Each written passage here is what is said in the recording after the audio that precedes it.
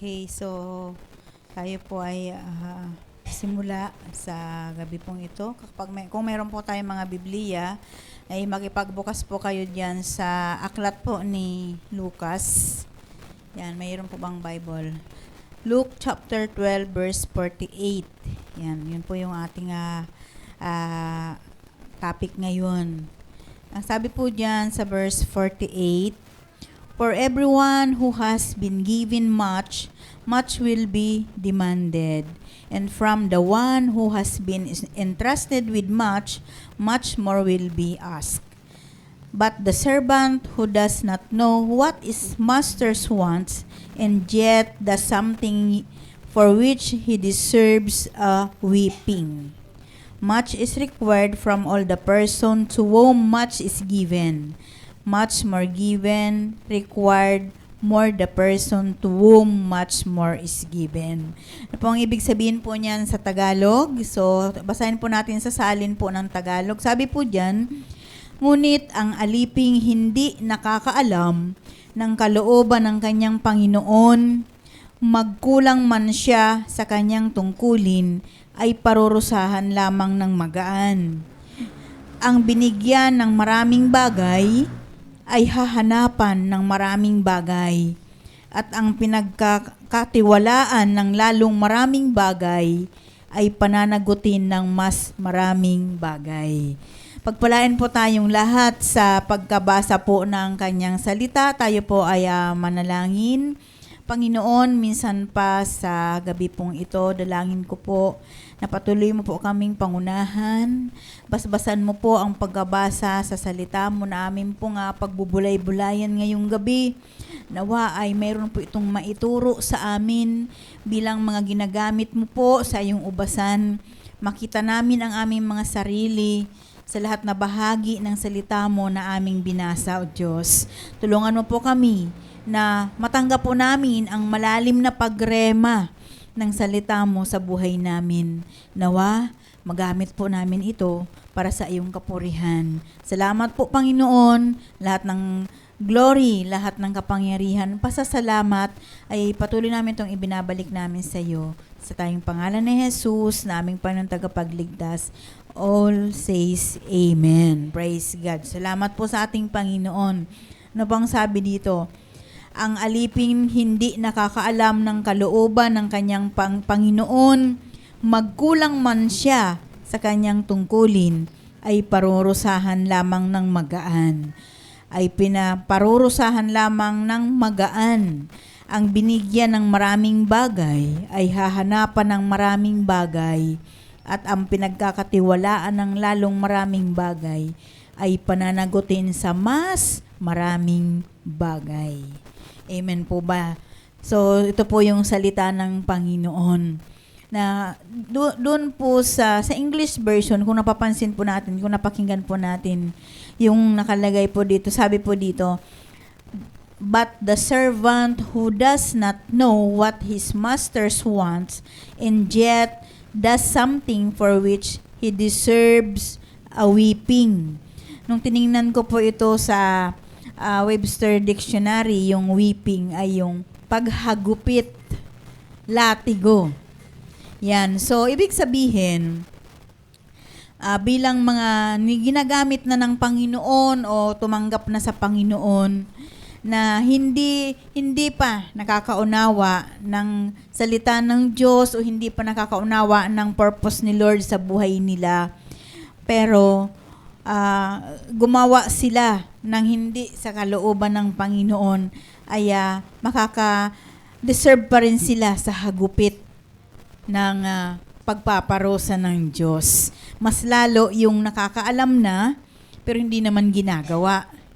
Amen. Kaya, kumbaga po, kung titingnan po natin ang talatang ito, wala po tayong mapupuntahan. Kinalalaman po natin ang kalooban ng Diyos o hindi natin nalalaman, the same po, mayroon po tayong tatanggaping parusa. Kung doon sa hindi nalalaman ang kalooban ng Panginoon sa buhay niya, ay hahagupitin pa rin siya ng Diyos, how much more doon sa pinagkalooban na ng mas marami, at mas marami yung hahanapin sa atin ng Panginoon. Amen. Kaya sabi nga, so yung ating tungkulin, yung ating responsibilidad, yung ating commitment sa ating Panginoon, nagre-reflect ito sa kung paano yung pagtitiwala sa atin ng Diyos. Amen po. Kaya wala po tayong itutulak o kakabigin. Kasi alam natin o hindi natin alam ang kalooban ng Panginoon, parehas tatanggap tayo ng parusa mula sa Diyos. Ang pagkakaiba doon sa hindi nakakaalam pa ay magaan pa yung hagupit. Pero doon sa mga nakakaalam na, sabi nga, kapag maraming bagay na ipagkatiwala sa atin ng Diyos, mas marami tayong pananagutan na bagay sa harapan ng Diyos. Amen po ba? Kung ilalagay po natin sa larangan ng lahat na aspeto ng buhay natin, lahat pala na mayroon tayo. Amen po. Lahat na mayroon tayo, hindi naman lingid sa ating lahat na ito ay pinagkatiwala sa atin ng Panginoon. Lahat iyan ay paghahanapan pa rin tayo ng Diyos. Ano man yung hawak natin, ano man yung mayroon tayo, pananagutan natin ito sa Panginoon. Kaya nga, di ba, sabi nga, walang nalilingid sa Diyos. Lahat hayag. So, hindi tayo pwedeng magsinungaling. Kaya alam niyo po ba, ang nakakalungkot sa ating pong mga kapatid, mas maganda po, pinagpala po kayo kung hindi po kayo ganito. Kung hindi po ganito yung inyong mga spirit pagdating po sa commitment sa Lord.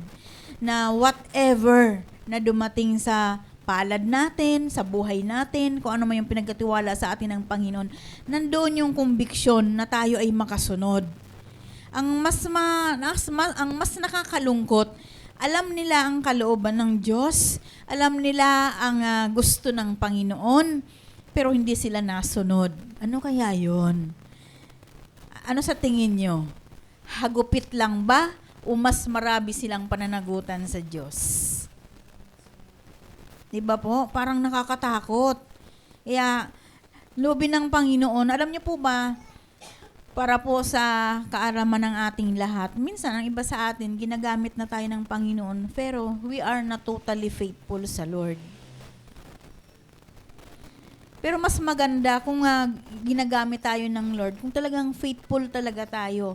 Yung bang wala bang nalalampas sa Panginoon, yung walang nalalampas sa ating kamay, walang nalalampas sa ating kaisipan na mga bagay na dapat na may ipagsusuli tayo sa Diyos. Kaya lagi nating tatandaan, our assignment from God reflects God's trust in us.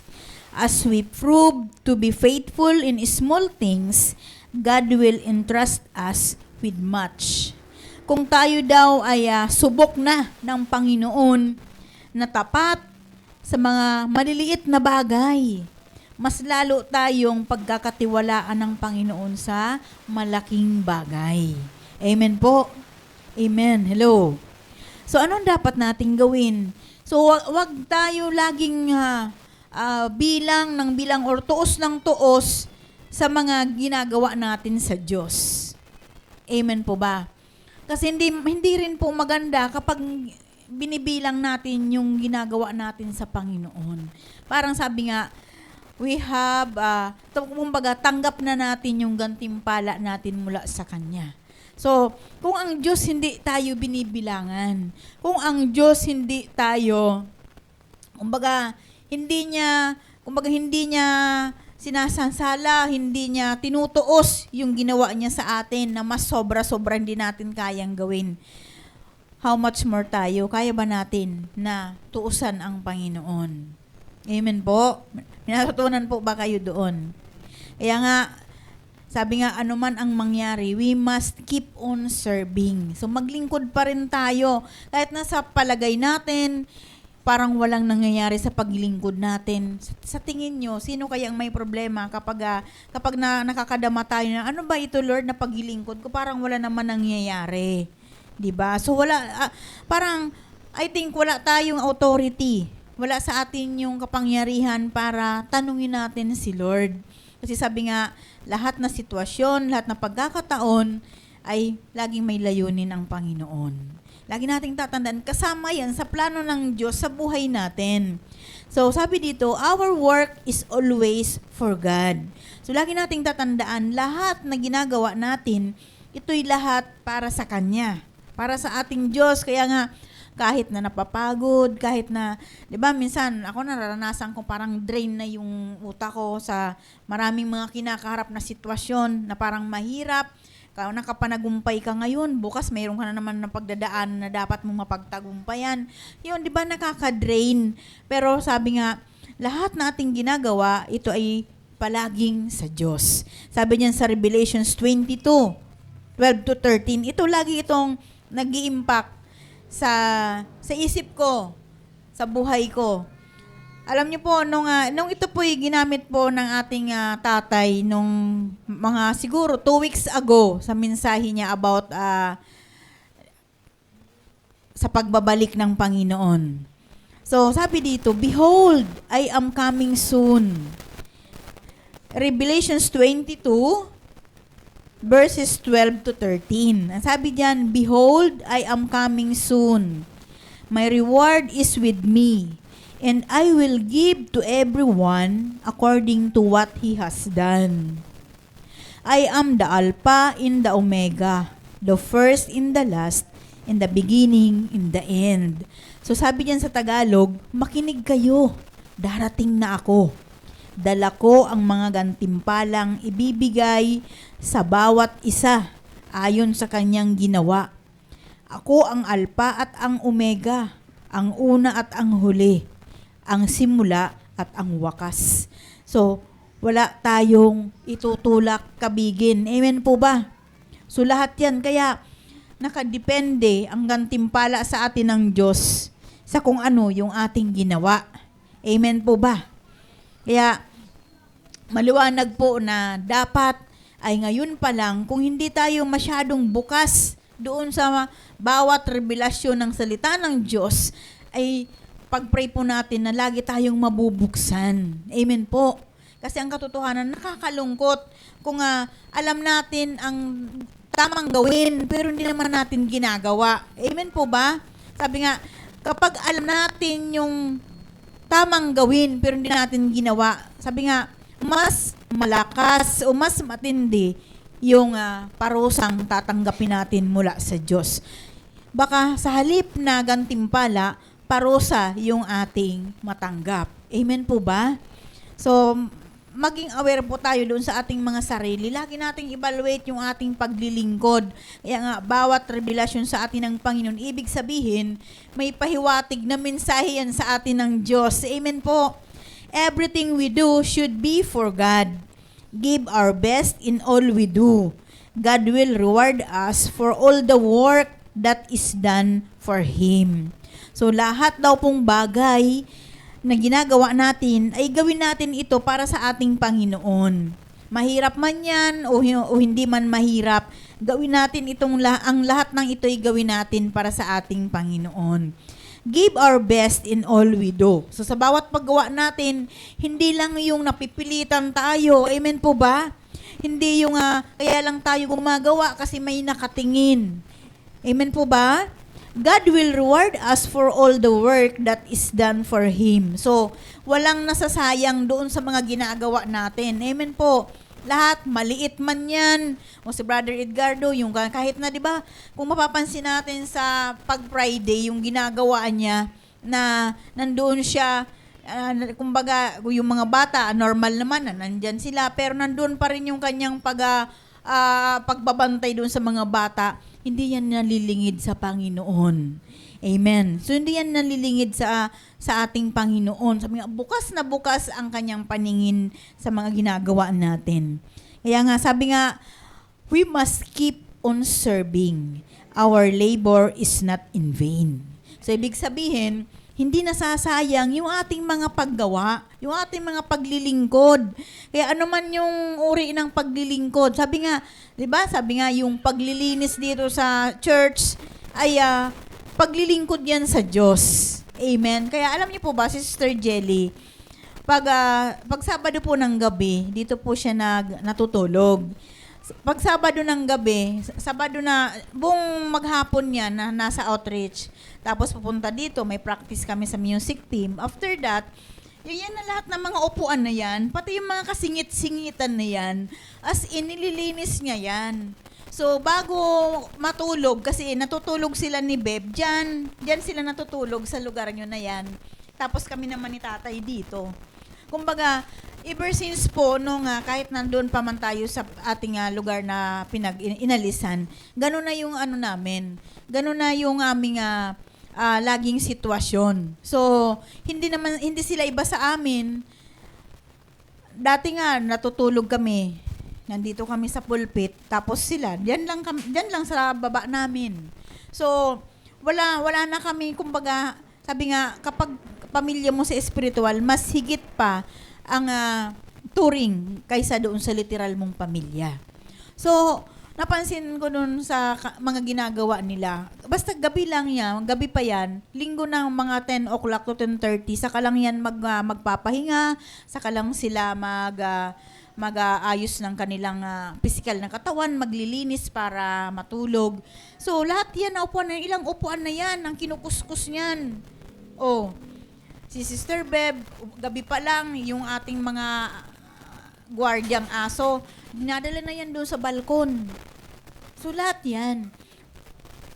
Pati mga electric pan yan. So, sabi nga, napansin nga nila na hindi nalinis yung electric pan kasi sa sobrang nga pong hectic ng mga schedule namin. So, kung titingnan natin, yung lahat ng iyan, hindi nalilingid yan sa Panginoon. Mayroon nga isa nga, sabi nga, mayroong isang matandang babae. Yung matandang babae na yun, tumanda na siya doon sa church, tagalinis ng simbahan. Mula doon sa labas, tagawalis. Parang kubang-kuba na siya, tagawalis siya. Alam niyo po ba kung ano yung kapalit noon na iniluluhod niya sa Panginoon? Maligtas lamang ang kaluluwa ng kanyang anak na lalaki. Amen. So, ganun po. So, minsan may mga layunin tayo, may mga purpose tayo kung bakit ginagawa natin yun, yung pagiging faithful natin sa paglilingkod sa Panginoon. Kasi nga, bilang kapalit ng kaligtasan ng pamilya natin, amen. So alam niyo po, minsan ang nakakalungkot naman yung ating mga mahal sa buhay ay hindi naman nila nare-realize na dahil sa kanila, kaya ginagawa yun ng kanilang mga mahal sa buhay. So nakita ko doon kay Jel na sa kabila ng sitwasyon na ganun, mayroon kasi siyang hinihiling sa Panginoon yung salvation ng kanyang pamilya, na hindi naman lingid sa ating lahat, na yung kanyang nanay ay nasa hospital. So, nakita ko lang doon na hindi naman si Lord bingi, o hindi naman siya bulag para hindi niya makita yung ginagawa ni Jelly sa kanyang ubasan. Kaya kahit na maliit na bagay yung ginagawa natin, ay hindi po yan nalilingid sa ating Panginoon. Amen. Kaya sa ating paggawa, kung tayo nagmumurmur, parang tanggap na rin natin yung gantimpala natin. Kaya whatever na sitwasyon na mayroon tayo, we must keep on serving. Sabi nga, for our labor is not in vain. Sabi yan sa 1 Corinthians 15:58. Ang sabi po diyan, 'di ba, yung mga talata na ito, kung bakit ko ito pinag-aralan kasi isa ito sa maging kalakasan natin. Na parang nakikita natin parang wala man lang ako nasisilip na pag-asa sa aking paglilingkod sa Diyos. Pero lagi nating tatandaan, sabi diyan sa unang Korinto, chapter 15, verse 58, always give yourself fully to the work of the Lord, because you know that your labor is not in vain. So sabi po sa Tagalog, kaya nga mga kapatid, magpakatatag kayo at huwag matitinag. Maging masipag kayo sa paglilingkod sa Panginoon dahil alam ninyong hindi masasayang ang inyong paghihirap para sa Kanya. Amen. Di ba? So, minsan nagtataka tayo, parang Lord, ang tagal naman na matugon yung aking hinihiling sa'yo. Naglilingkod, ang tagal ko nang naglilingkod. So, wag nating kainipan dahil sabi nga, lahat ng iyan ay hindi nasasayang. Amen. At times, we would feel discouraged about people we serve in situation we are in Discouragement has caused so many people to quit from serving God. So, bagamat mayroon daw pong mga pagkakataon, mayroong mga oras na tayo'y nakakadama ng, di ba, naglulupay-pay, parang nadidiscourage tayo sa mga tao na ating pinaglilingkuran at sa mga sitwasyon na kinasasadlakan natin. Minsan, nararanasan nyo ba yun na parang na-discourage kayo dahil may sitwasyon kayong pinagdadaanan? Naisipan nyo ba ang tumigil? Kasi minsan, itong mga discouragement na ito, minsan ito yung nagkukos sa mga tao para mag-quit sila sa paglilingkod. Amen po? Kaya minsan sayang. Minsan, alam mo, sa bawat pamilya, mapalad kayo kapag mayroong kayong tinig lagi na napapakinggan, na nagpapaalala, linggo ngayon, kailangan nating umattend ng pagsamba, mayroon tayong gawain bukas, may hayo tayo. Kasi alam niyo po ba, kapag wala na pong nagpapaalala sa inyo, yun po yung nakakalungkot lalo. Amen? Parang nakakalungkot ako, parang kapag hindi na natin naririnig yung mga nagpapaalala, kapag hindi na natin yung naririnig, mamimiss natin. Amen po ba? Bakit wala nang nagpapaalala? Kaya alam niyo po, ako ginagawa ko sa account natin. As in, hindi talaga ako tumitigil, hindi ako nagpapaalala. Napapansin yung mga paalala natin, may laman. Alam niyo po ba, sa pamamagitan ng mga may laman na paalala, mayroong nagigising dyan. Mayroong natatauhan. Pero mayroon naman na kahit anong paalala, kahit harap-harapan mong iparinig sa kanya ang salita ng Diyos, hindi talaga siya natututo. Ibig sabihin, may lambong siya. Amen. Kaya lagi natin napakapalad natin kung lagi tayong mayroong tinig. Minsan, yun na lang yung ating kalakasan kapag may tinig tayong naririnig. Mayroon nga isang pamilya na busy sila sa kanilang negosyo.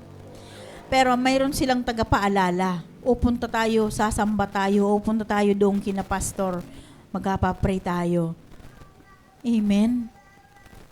Kasi busy sila eh. What if wala pala yung miyembro ng pamilya na yon na magpapaalala sa kanila? Di patuloy silang namimihasa doon, nawili sila sa kakanegosyo, nakalimutan nila yung nagbigay ng negosyo. Amen? Kaya minsan may mga sitwasyon na talaga si Lord, kahit na sino ka pa, kahit na ano pang sitwasyon mo, kahit na ano pang kalagayan mo sa buhay, pwede kang gamitin ng Diyos. Amen. Kaya wag kayo laging naniniwala, kasi wala ako hindi ako makapunta, kaya hindi ako pwedeng may maghapon sa church kasi wala kasi akong pamasahe. Parang sinabi mo na hindi ka pinagpapala ng Diyos. Amen po ba? Minsan kasi nakakalungkot pag yan yung rason natin. Kaya hindi ako nakarating sa simbahan, kaya hindi ako makapag-istibong maghapon. Kasi wala naman akong pamasahe pa uwi. Parang ano bang tawag doon? Napakababaw na dahilan. Di ba, Sister Dulcie? Sister Dulcie, nakakarating yan dito minsan, pero pauwi niyan, empty yan financially. Totoo, di ba? Pero bakit nakakauwi? Kaya wag tayo laging naniniwala sa ganun, kasi wala. Mabuti kung naglilingkod ka ba sa patay, gumagawa ka ba sa patay, buhay ang pinaglilingkuran natin. Amen po ba? Kaya wag laging wala. Minsan nakakalungkot na hindi mo malaman kung matatawa ka na lang. Sabi, nako, hindi ako makapag-pledge kasi wala talaga ako. Wala talagang laman ang GCash ko. Talaga, ginamit pang reason yung kawalan ng laman ng GCash. Alam niyo po ba, yung GCash ko po na ginagamit, talagang gamit na gamit siya. Pag oras po nang gagamitin, 'di ba, mayroon. As in nasisimutan talaga. Pero alam niyo po ba na kinabukasan hindi man sapat pero mayroon. Amen. So wag nating gawing dahilan 'yun. Mabuti kung kalakihan man yung ating i-commit. 'Di ba? Kung hindi naman kalakihan. Amen po ba? Alam niyo po ba, these days na dumaan, alam niyo naman ang sitwasyon natin.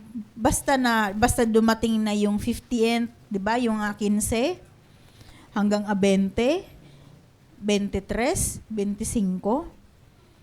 Grabe ang pakikipagbaka namin yan. Kaya si tatay walang tulugan yan eh. Kaya lagi yan na, bili mo ako ng kape. Alam niyo ba kung ano yung purpose ng kape sa buhay niya? Para mag-extend yung kanyang pagpupuyat sa kakapanalangin. Kasi talagang hindi po biro. Tingnan niyo po, papasimulan po natin sa 24. Tapos dadagdagan pa yan ng 6. Plus dadagdagan pa yan ng 4 o 5. Plus dadagdagan pa ng 3. O, di ba?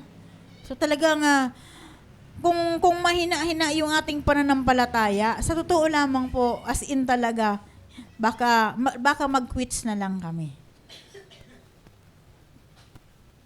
Baka magtatanong kayo, bakit kaya si natatay wala na namang gawain ngayon? Amen po ba? Kaya minsan depende sa sitwasyon yung mga ano natin.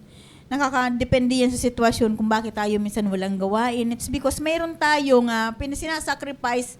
Halimbawa, yung ating mentoring sinasacrifice natin para mayroong binubuhay na activity. Amen. Pero hindi pwede na, ay laging ganyan. So, talaga, alam niyo po kahapon, di ba due date natin mga taga-Timbaw, due date natin sa tubig. Umabol po ako. 2:00 pa, di ba, may cut off. Biyaya po ng Lord, nakahabol pa po tayo sa tubig, pambayad. So, as in marami pong pinagdadaanan.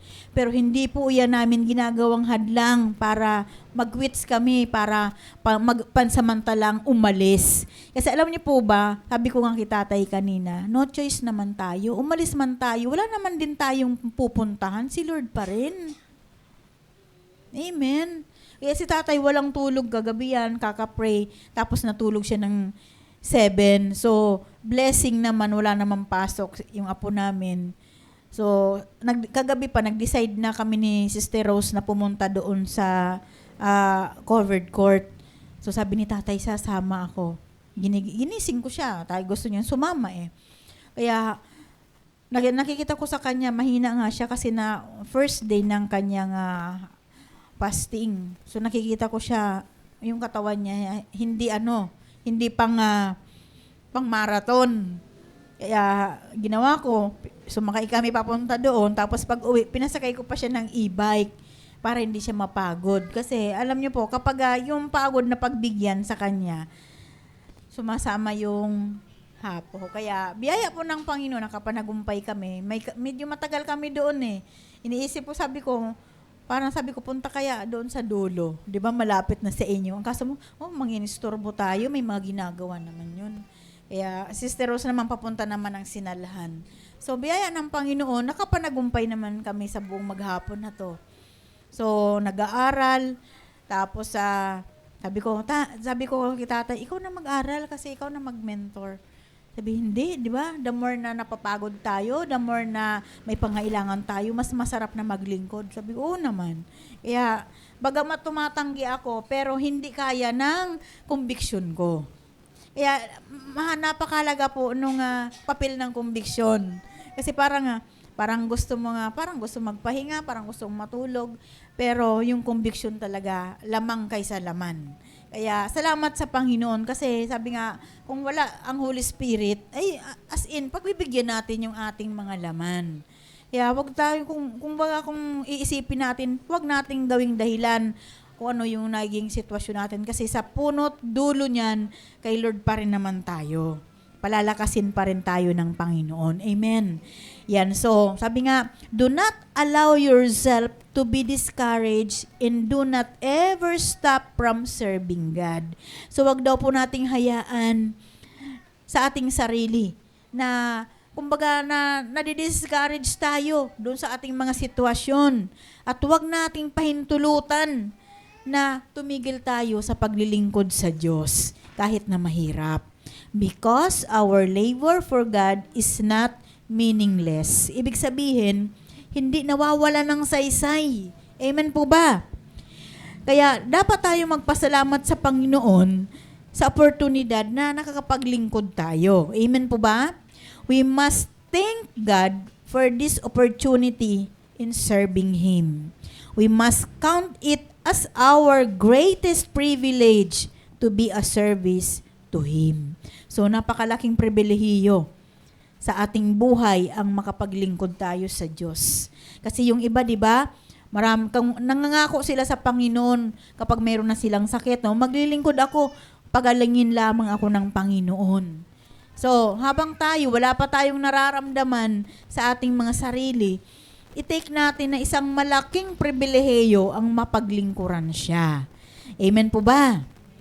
Kaya, alam niyo po ba, si Propeta Mika, sabi niya doon sa mga kaaway niya, sabi niya, even if I fall, I will rise. The Lord is my light.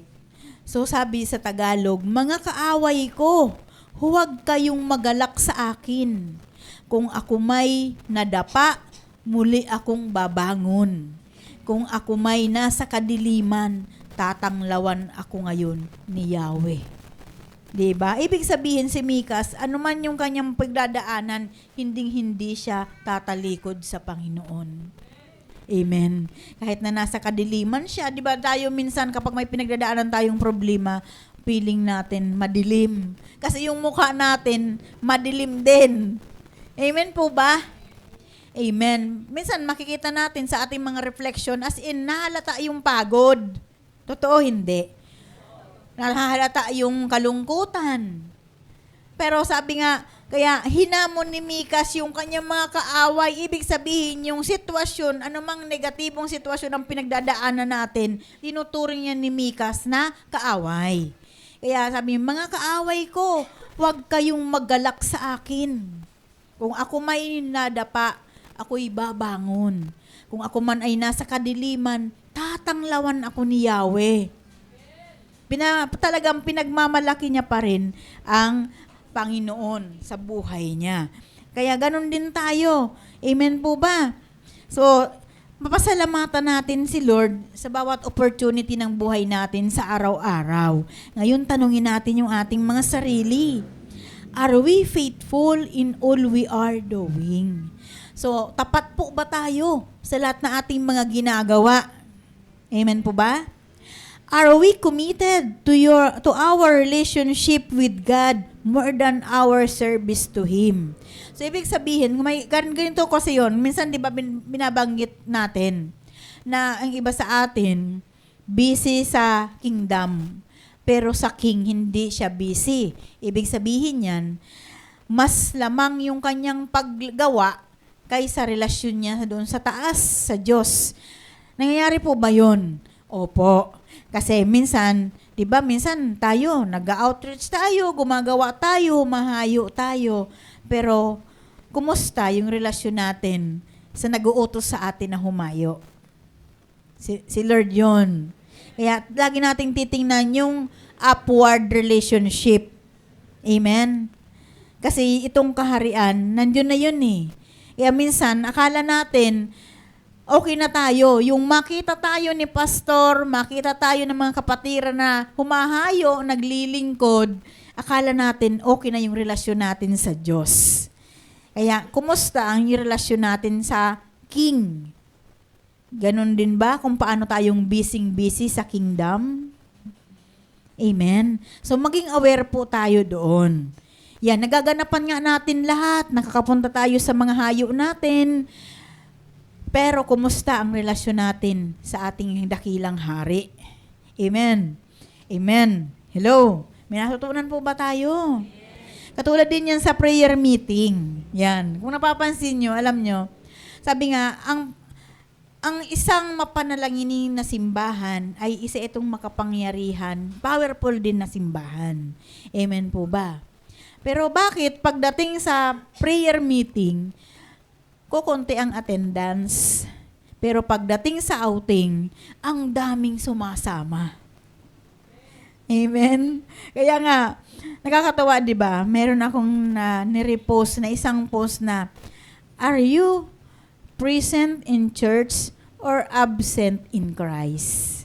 Minsan, wala tayong absent sa church. Pero, present nga ba si Lord sa buhay natin? Amen? Kaya, lagi nating evaluate yung ating mga sarili. Hindi po tayo bibiyayaan ng bunga ng Panginoon sa ating mga ginagawa kung hindi natin mabalanse yung buhay natin sa paglilingkod sa Kanya. Amen po ba? Amen po ba? Kaya yung fruitfulness, binibigayan ng Lord kapag nakita niya na nagpo-prosper maging yung spiritual na aspect natin. Ibig sabihin, pinagpapala. Bakit? Sabi, di ba yung laging prayer sa atin ni Tatay, na kung paano yung ating mga physical o literal na katawan, pinagpapala ng Diyos. Ganon din yung panalangin sa atin ng ating Panginoon. Malusog din yung ating spiritual na buhay. Amen.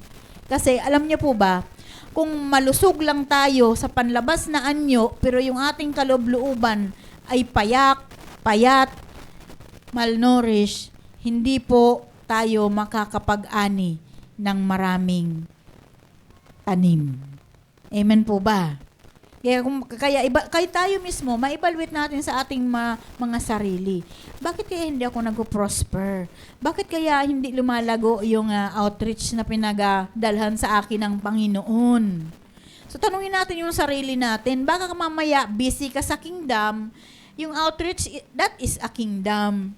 How about your relationship mo sa King na siyang nagkatiwala sa'yo sa kingdom? Nauunawaan po natin. Nagigets po ba natin? Yan. So, sikapin po natin na mas mataas yung antas ng relasyon natin sa Diyos, yung upward relationship natin, then yung ating paggawa sa Kanyang kaharian. Minsan nakikita ng lahat na si kapatid busy yan, araw-araw yan umaalis. Pero kumusta kaya ang relasyon niya sa Diyos? Baka mamaya alis na lang tayo ng alis, pero hindi naman pala tayo nakakapanalangin. Hindi naman pala tayo nagdi-devotion. Amen po ba? Mayroon bang nakalas? May nakakalas ba? Alam niyo po ba, yan yung mga patutuo na may power. Yung habang nakikinig ka, may natatanggal. That is a testimony, a powerful testimony. Na kumbaga, alam niyo po ba, hindi naman lahat, most of churches na nasa mga mall, kung mapapansin natin, dahil nga sa maraming makikita na nakakapag-quote ng atensyon natin sa labas. So, nakukulangan yung atensyon na naibibigay natin sa Panginoon. Kasi nandoon na lang na nawiwili tayo. Kaya yung purpose kung bakit doon tayo lumilipat sa mga mall church kasi pagkatapos ng church time, dito muna, magkape muna tayo. Pero alam niyo po ba, na-notice ko yun at binigyan ako ng Lord ng revelation one time na kami ay nasa ibang church na nasa mall na church. Kaya pala ganito yung mga tao. Parang hindi mo makikita yung ugat ng kanilang pagiging Kristiyano sa kanilang buhay. Parang literal pa rin. Kasi maraming nakakakuha ng atensyon nila pag sila'y pupunta na doon sa mall. Minsan pupunta na, mag-church, alam na church yung punta sa mall. Pupunta doon, naka-short. Diba? So, ano yung purpose nun?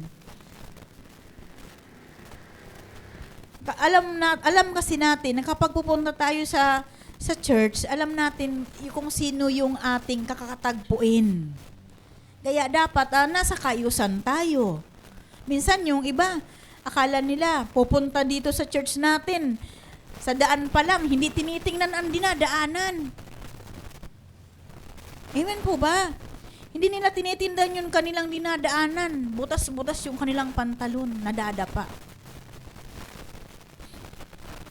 Minsan titingnan natin, alam niyo po ba, sa pagpili ng ating mga susuotin papunta sa simbahan, hindi naman kailangan yung magara. Pero titingnan natin yung formalidad ba. Kasi si Lord, hindi naman niya nakatingin sa ating panlabas na anyo, sa puso. Pero, bagamat ganun ang Panginoon, dapat sikapin pa rin natin na maging presentable tayo sa ating pagdalo sa gawain ng Diyos. Kasi, sabi nga, kumbaga, ang salamin natin, tulad namin ni Tatay, salamin namin kayo. Mayroon kayong nakikita sa amin, hindi namin kita sa sarili namin. Kaya nga, sinasabi namin, kapag mayroon kayong nakita na, kumbaga, feedback negative or positive, you are willing naman kami na pakinggan kayo. Kasi ito yung nagiging roots ng ating malalim na pagsasamahan. Sabi nga, may nagtanong sa akin, di ba? Maraming mga kasamahan kami, mga pastor, mga kababaihan ng mga pastor. Sabi niya, minsan may nagtanong sa akin, Pastora, ano po yung sikreto nyo? Bakit marami po kayong leader sa church? Sabi ko, unang-una, pundasyon, kung bakit may mga leader kami sa church.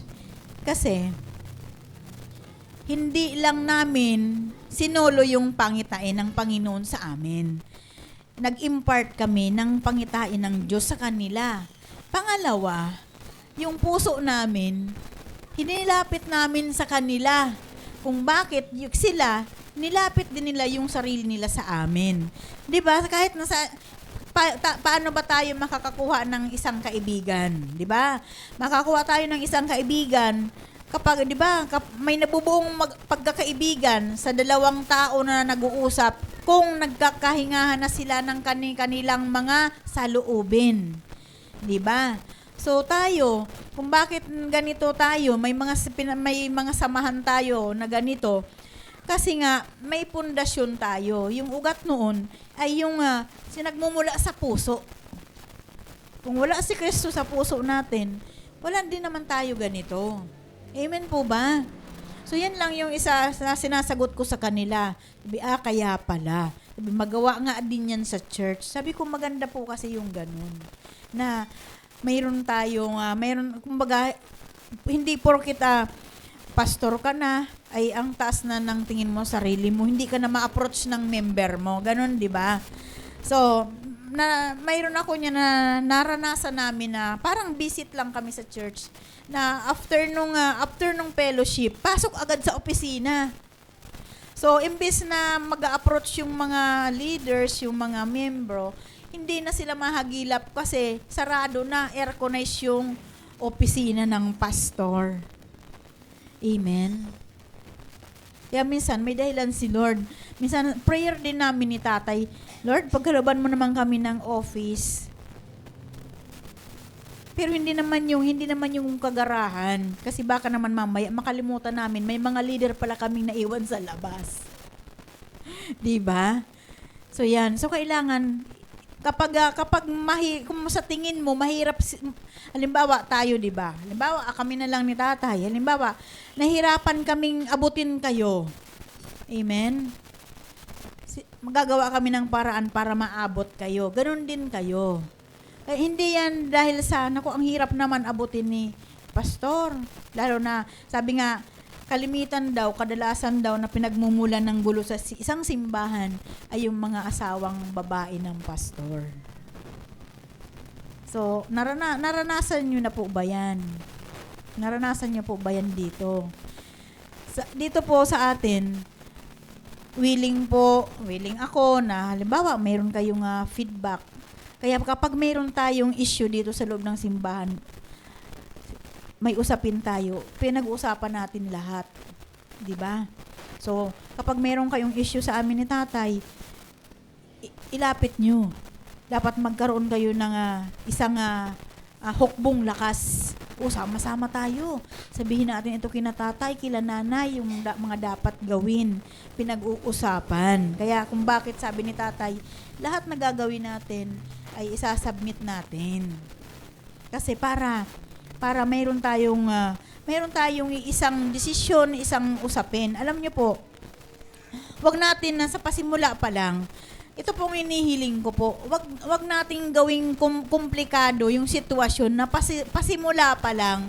Halimbawa, pagdating sa, 'di ba, yung mag-aayos tayo doon, inaamin ko po, mahirap po tawag dito. Mahirap mag-create ng isang okasyon. Mahirap po 'yun. Kasi lahat paghahandaan mo, mula sa paggagayak, lahat 'yan paghahandaan natin. Pero, alam niyo po ba, kung pasisimulan po natin ng may kaayusan, magtatapos tayo sa kaayusan. Amen?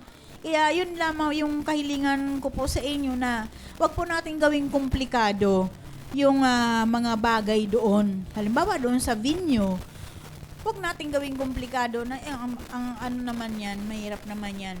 So, biyaya po ng Panginoon. So, yun nga, hindi naman ganun po kahirap kung tayo po ay magsama-sama at magtutulong-tulong pagdating po sa paggayak doon sa lugar. Kaya, maging ano lang po tayo, maging transparent lang po tayo sa lahat po nating mga gagawin, ginagawa.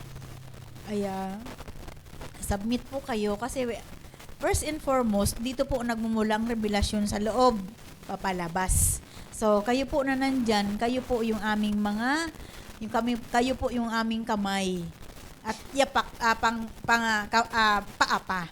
Kasi may mga bagay na hindi na namin kayang abutin ni tatay, kayang gawin, pero kayo magagawa nyo yun. Amen po. Kaya salamat sa Panginoon. Yun lang, lahat na ginagawa natin, huwag nating kalilimutan. Kaya natin ito ginagawa hindi para makuha natin yung pagpupuri sa ating sa tao o kaya mapuri tayo ni pastor o ni pastora, kundi ginagawa natin ito para sa ating Panginoon. Lahat naman tayo, ganun yung goal natin. Kung bakit tayo naglilingkod, because for God's alone, for God's glory. So kung yung goal namin ni tatay, mapaluguran ang Panginoon, lahat tayo, ganun yung goal natin. Kaya kahit duman man tayo sa pagsubok, duman man tayo sa may mga mahirap na sitwasyon, sama-sama tayo na iisip ng paraan na kasama si Lord. Kaya wag lagi tayong kikilos na hindi kasama si Lord. Amen po. Kasi mahirap po yun. Kaya salamat sa Panginoon nawa sa pamamagitan ng ating pag-aaral ngayon. Nakita natin yung ating mga sarili. Nasaan ba tayo sa mga binasa natin na talata? Isa ba tayo doon sa pinagkatiwalaan ng Diyos na alam natin na mayroon tayong yung ipagsusulit sa Kanya sa mga ipinagkatiwalang yaon. Kaya salamat po sa Panginoon sa gabi pong ito. So, pasalamatan natin ang ating Diyos na buhay. Lord, salamat for this opportunity na nakapaglingkod kami sa iyo. Tunay nga na patuloy kaming nagpupuri sa kabutihan mo. Nawa, patuloy mo kaming pagkaisahin, bigkisin mo kami sa isang damdamin, nagkakaisa, isang pag-ibig na mula sa iyo, Panginoon. At patuloy mong dagdagan yung aming mga pasensya, yung aming katapatan, dublihin mo pa, Panginoon, na sa bawat paggawa namin. Ginagawa namin ito hindi para makuha namin yung pabor ng tao, kundi makuha namin mismo ang pabor mo, Panginoon. Salamat po, Ama, sa gabing ito. All the glory belongs to you. In Jesus' name we pray. Amen.